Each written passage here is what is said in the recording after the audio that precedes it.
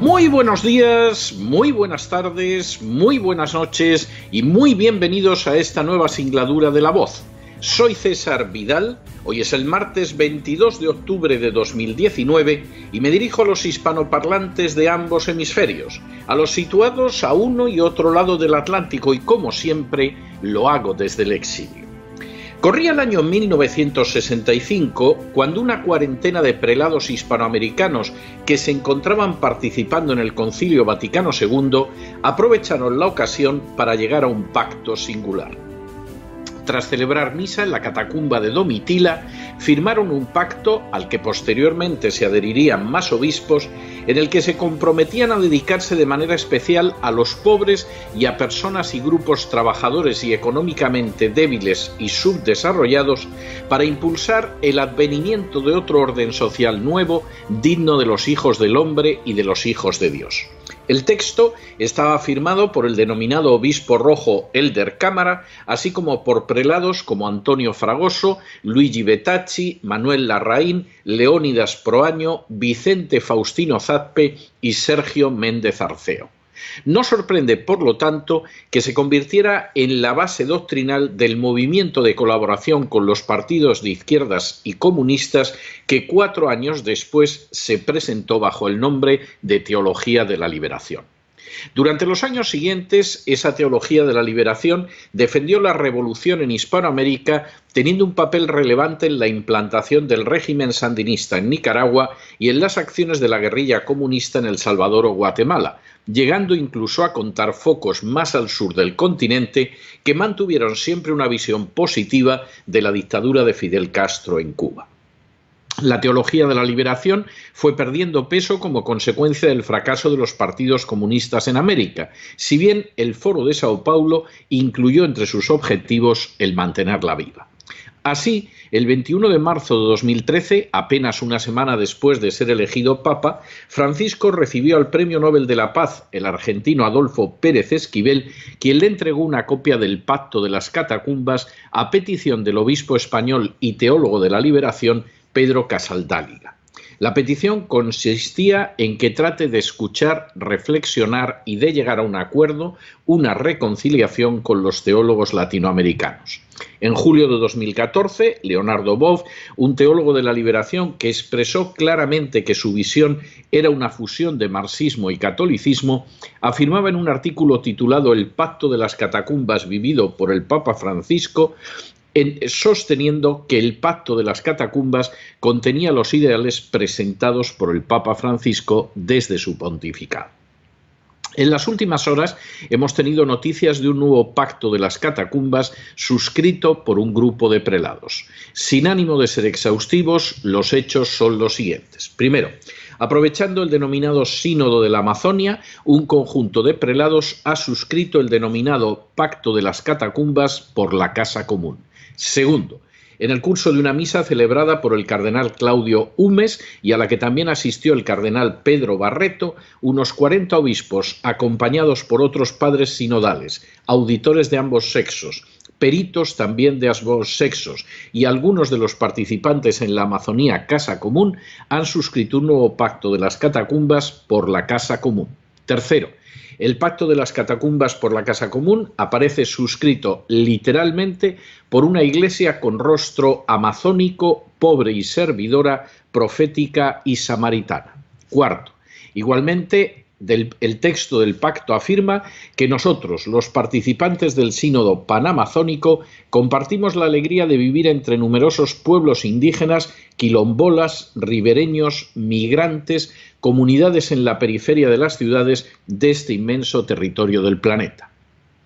Quinto, el texto rinde a continuación un homenaje a la teología de la liberación, afirmando que recordamos con gratitud a los obispos que en las catacumbas de Santa Domitila, al final del Concilio Vaticano II, firmaron el pacto por una iglesia servidora y pobre. Recordamos con reverencia a todos los mártires, miembros de las comunidades eclesiales de base, de las pastorales y movimientos populares, líderes indígenas, misioneras y misioneros, laicos, sacerdotes y obispos que derramaron su sangre debido a esa opción por los pobres, por defender la vida y luchar por la salvaguardia de nuestra casa común. Sexto, A continuación, el texto señala su decisión de continuar su lucha con firmeza y valentía. Es un sentimiento de urgencia que se impone ante las agresiones que hoy devastan el territorio amazónico, amenazado por la violencia de un sistema económico depredador y consumista. Séptimo. Acto seguido, el pacto señala como objetivo asumir, ante la extrema amenaza del calentamiento global y el agotamiento de los recursos naturales, un compromiso de defender en nuestros territorios y con nuestras actitudes la selva amazónica en pie. De ella provienen las dádivas del agua para gran parte del territorio sudamericano, la contribución al ciclo del carbono y la regulación del clima global, una incalculable biodiversidad y una rica sociodiversidad para la humanidad y la Tierra entera.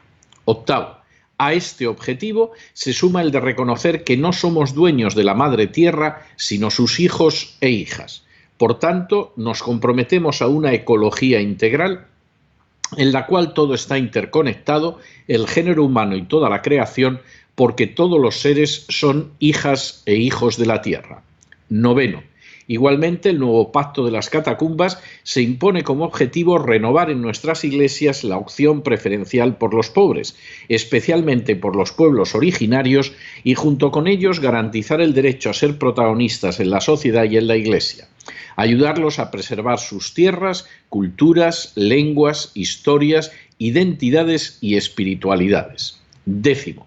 Igualmente, el nuevo Pacto de las Catacumbas señala como meta caminar ecuménicamente con otras comunidades cristianas en el anuncio inculturado y liberador del Evangelio y con otras religiones y personas de buena voluntad en solidaridad con los pueblos originarios, los pobres y los pequeños, en defensa de sus derechos y en la preservación de la casa. Undécimo. Igualmente, el nuevo Pacto de las Catacumbas señala como meta reconocer los servicios y la real diaconía de la gran cantidad de mujeres que dirigen comunidades en la Amazonía hoy y buscar consolidarlas con un ministerio apropiado de mujeres líderes de comunidad. Décimo segundo. Igualmente, el nuevo Pacto de las Catacumbas señala su misión de captar a periferias, inmigrantes, trabajadores y desempleados, los estudiantes, educadores, investigadores y al mundo de la cultura y de la comunicación. Décimo tercero. Igualmente, el nuevo Pacto de las Catacumbas afirma su deseo de reducir la producción de residuos y el uso de plásticos, favorecer la producción y comercialización de productos agroecológicos. Décimo cuarto. A continuación, el nuevo Pacto de las Catacumbas afirma que los prelados se ponen al lado de los que son perseguidos por el servicio profético de denuncia y reparación de injusticias, de defensa de la tierra y de los derechos de los pequeños, de acogida y apoyo a los migrantes y refugiados. Y decimoquinto, tras afirmar que en el pan eucarístico la creación tiende a la divinización, a las santas nupcias, a la unificación con el mismo Creador, el texto concluye con la data en las catacumbas de Domitila, Roma, el 20 de octubre de 2019. La marcha interna de las distintas confesiones religiosas, sus avances o conflictos, sus definiciones dogmáticas o sus ceremonias constituyen aspectos de relevancia, sin duda, pero que no son objeto de debate en el seno de este programa, que se define de manera total por un respeto riguroso y sin fisuras hacia las creencias o hacia la falta de ellas que pueda tener cualquier persona. Sin embargo, sí constituye obligación de quien ahora se dirige a ustedes analizar aquellas decisiones o actos de cualquier confesión que sean susceptibles de tener un impacto de importancia en la vida social, económica y política del género humano. Es bajo esa perspectiva que resulta absolutamente obligado referirse al nuevo Pacto de las Catacumbas por la Casa Común, suscrito por docenas de prelados católicos en un escenario que no por casualidad es el mismo del nacimiento de la teología de la liberación. La teología de la liberación era, sin ningún género de dudas, teología, pero fue una teología encaminada a implantar dictaduras de izquierdas en Hispanoamérica, totalmente entrelazada con la acción de grupos subversivos y guerrilleros y simpatizante de manera descarada con las tesis de la dictadura cubana a través de obras como En Cuba, del sacerdote nicaragüense Ernesto Cardenal, o Fidel y la religión del sacerdote brasileño Frei Beto.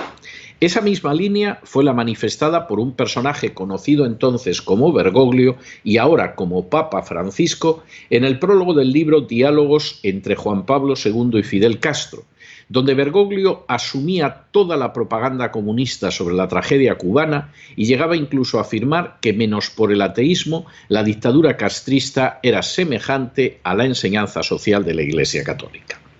La teología de la liberación fue derrotada en toda línea en el campo de batalla y en las urnas, y al fracasar los experimentos revolucionarios se fue extinguiendo poco a poco de manera no pocas veces penosa e incluso ridícula.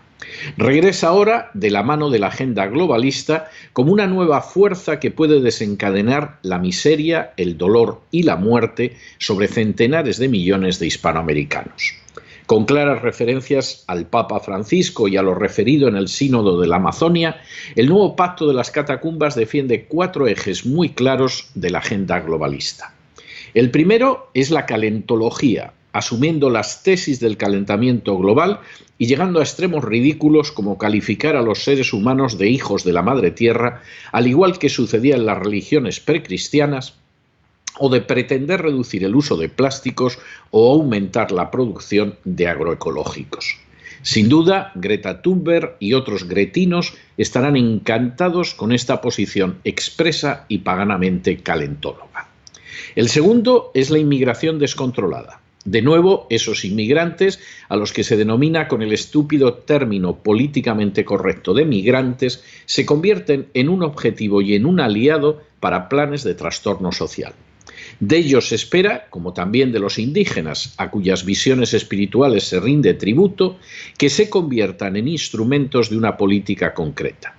Observando tanto el panorama americano como el europeo, no resulta difícil averiguar cuál es. El tercero es la ideología de género, a la que se rinde aquí tributo de manera más limitada y mediante un apartado específico dedicado a las mujeres a las que se promete convertir en líderes de comunidad.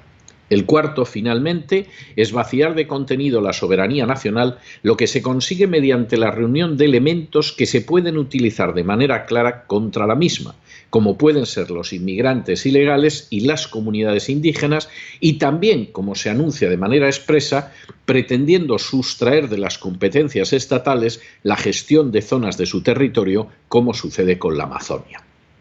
Al igual que el globalista Macron, los obispos firmantes del Pacto de las Catacumbas por la Casa Común pretenden que no sea Brasil, sino una entidad internacional la que administre la Amazonia. La Amazonia, donde, dicho sea de paso, el 80% de los habitantes son evangélicos, en su mayoría pentecostales, y la presencia católica ha quedado reducida a un 10% escaso. Resulta ciertamente descarado pretender administrar una zona que entra dentro de la soberanía de un país soberano y además hacerlo cuando más del 90% de la población no tiene vinculación espiritual alguna con la Santa Sede. Estos 4 puntales de la agenda globalista serán avanzados, según el nuevo Pacto de las Catacumbas, mediante la captación de jóvenes o la utilización de los medios de comunicación, así como la defensa de los subversivos, como antaño ya lo hizo la jerarquía partidaria de la teología de la liberación con la guerrilla, al mismo tiempo que se condena el desarrollo capitalista, porque implicaría el final de enormes masas que, al convertirse en clase media, ya no serían susceptibles de engrosar las filas de los seguidores del totalitarismo. El documento se firma por añadidura cuando, entre otras circunstancias, los indígenas ponen de rodillas al gobierno de Ecuador, los jóvenes subvierten de manera prodigiosamente pavorosa la situación en Chile, un presidente partidario de la ideología de género da un golpe de Estado en Perú, George Soros se impacienta porque la agenda global no avanza con suficiente rapidez y el Papa Francisco no tiene problema alguno en que el Sínodo de la Amazonia sea inaugurado con ceremonias paganas ejecutadas por un chamán. El nuevo Pacto de las Catacumbas por la Casa Global no es un mero documento de teología. De haberlo sido, no habría llamado en absoluto la atención de este programa. Constituye, por el contrario, un programa de acción política con legitimación religiosa similar a la terrible teología de la liberación que tanta sangre derramó en Hispanoamérica durante décadas. La amenaza ahora no es menor, e incluso podría decirse que el peligro para la libertad y la prosperidad de los pueblos de Hispanoamérica es muy superior. El que tenga oídos para oír, que oiga. Mientras tanto, en el tiempo que han necesitado ustedes para escuchar este editorial, la deuda pública española ha aumentado en más de 1 millón de euros y una parte no pequeña va precisamente a ONGs que defienden la destructiva agenda globalista. Muy buenos días, muy buenas tardes, muy buenas noches. Les ha hablado César Vidal desde el exilio. Que Dios los bendiga.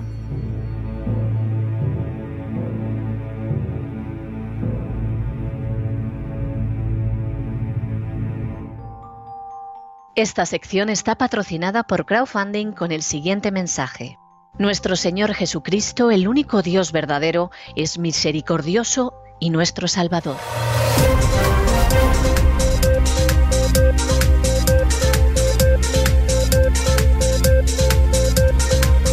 Las noticias del día.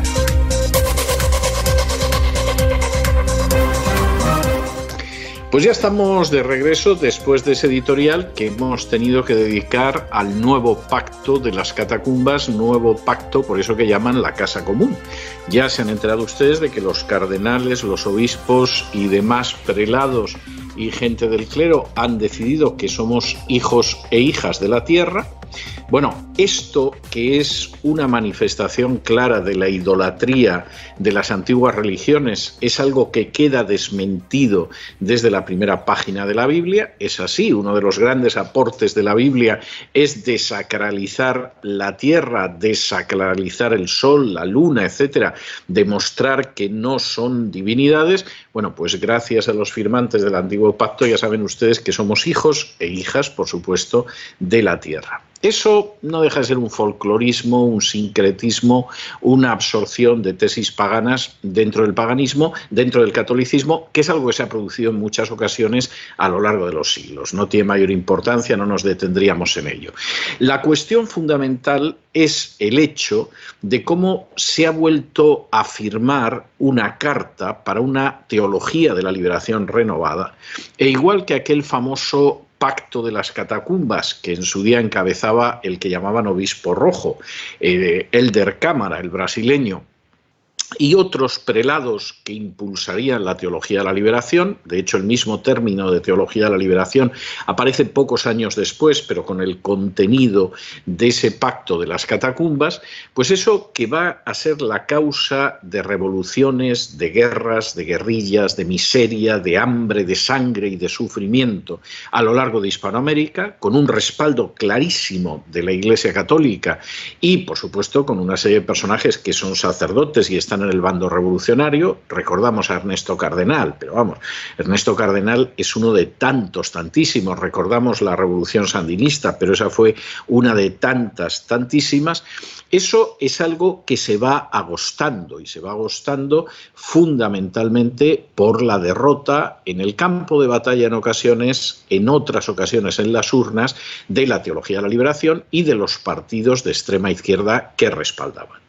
En el caso de Nicaragua hay una guerra que fuerza a los sandinistas a convocar elecciones que pierden y que los mantienen fuera del poder durante bastante tiempo. En el caso de El Salvador es la derrota en el campo de batalla la que acaba obligando al Frente Farabundo Martí a dejar las armas, porque es imposible llegar al poder mediante la violencia armada. Y podríamos al respecto multiplicar los ejemplos. Esa teología de la liberación se va muriendo, además los teólogos de la liberación se van muriendo porque es gente ya muy mayor, o sea, gente que estaba en activo en los años 60, pues claro, imagínense ustedes a estas alturas de la película, a casi 60 años de distancia, en algunos casos a más de 60 años de distancia, pues ya la edad que tienen, es gente provecta. Leonardo Boz casi es el último, no de los mohicanos, sino de los monicacos. Y en este sentido, evidentemente, ahí se produce un agostamiento que en estos momentos va a resucitar y va a resaltarse a partir de un nuevo pacto de las catacumbas por la Casa Común, con la Iglesia Católica ya no tanto respaldando a las grandes revoluciones de izquierdas, que dan de sí lo que dan de sí y que lo tienen muy difícil, sino a la agenda globalista. Una agenda globalista en la que se insiste en la calentología y en las tesis de Greta y los gretinos, por cierto, tesis que van a reducir a la miseria a los países de Hispanoamérica como las abracen. Suponemos que una masa miserable, una masa de gente que no se puede mover, es siempre mucho más fácil de manipular y de someter que gente de clase media, que son propietarios y que pueden educar a sus hijos y pueden prosperar. Esto lo vio Humboldt ya. En una de las descripciones de sus viajes a Hispanoamérica, Humboldt comenta que ha estado viendo la situación de los indios en Hispanoamérica y que no cabe la menor duda, dice él, que la Iglesia Católica los ha mantenido estúpidos, cito literalmente a Humboldt, porque siendo estúpidos obedecen más. Y la descripción que hace de los pobres indios sometidos al dominio clerical, pues a uno se le abren las carnes. Humboldt, que algunos se dedican a citarlo sin haberlo leído y, en fin, luego queda muy claro que hablan por boca de ganso, pero es tremendo como Humboldt, precisamente en uno de sus relatos de viajes, que son muy interesantes, sobre Hispanoamérica, dice que una de las cosas que le sobrecoge es hasta el rostro sombrío de los indios, que han sido reducidos a una inmensa ignorancia por parte del clero católico, porque dentro de esa ignorancia obedecen con más facilidad. Bueno, pues si efectivamente lo que buscamos es reducir a la miseria a las poblaciones de Hispanoamérica para que sean más fáciles de manipular y obedecer, con la calentología vamos por el camino correcto. Por supuesto, implica también concesiones a la ideología de género. Ahora una de las finalidades de la acción de los obispos va a ser crear lideresas a escala comunitaria, tócate las narices, y por supuesto implica también el hecho de que las migraciones se disparen, de que se puedan manipular a fuerzas que explotan en violencia con relativa facilidad, como pueden ser los estudiantes y los indígenas, y todo esto además bajo el manto protector, como en su día sucedía con los terroristas y la guerrilla, de la Iglesia Católica. Es algo tremendo ese pacto de las catacumbas. Es suscrito, como en el primer caso del Pacto de las Catacumbas, justo después de la celebración de una misa en la catacumba de Domitila en Roma. De verdad merece la pena leer ese Pacto de las Catacumbas porque es todo un manifiesto político de lo que va a suceder, manifiesto en el que además dentro de los principios de la agenda globalista se van a quedar sin poder los Estado-nación. La idea es irles privando de cualquier vestigio que les quede de soberanía para que estén en manos de los señores de la agenda globalista, con los cuales el Papa Francisco se lleva, pero verdaderamente de maravilla, no tiene nada de particular. Y en esa situación, que es una situación verdaderamente tremenda, pues claro, entre los objetivos está la Amazonia. La Amazonia, donde en un momento determinado pudo haber cerca de un 100% de católicos, pero ahora más del 80% son evangélicos y además en su mayoría pentecostales. No llega al 10% el número de católicos que queda y el resto son indígenas, pues que siguen manteniendo sus religiones animistas y chamánicas que tanto se alaban también en el sínodo de la Amazonia, pero sobre todo en este pacto de las catacumbas por la casa común. La idea en este sentido es bastante clara.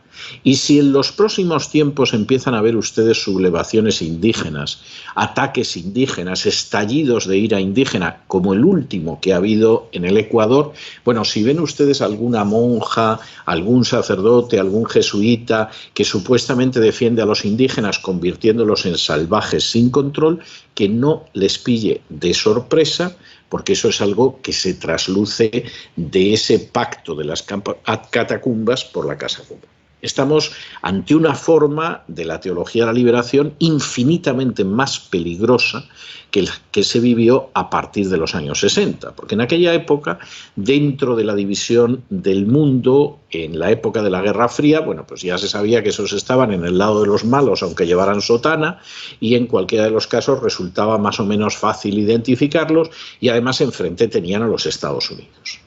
En esta nueva división del mundo, en la cual por un lado están los globalistas y por otro están los patriotas, en que la izquierda y la derecha queda absolutamente difuminada, verdaderamente la situación es mucho más peligrosa.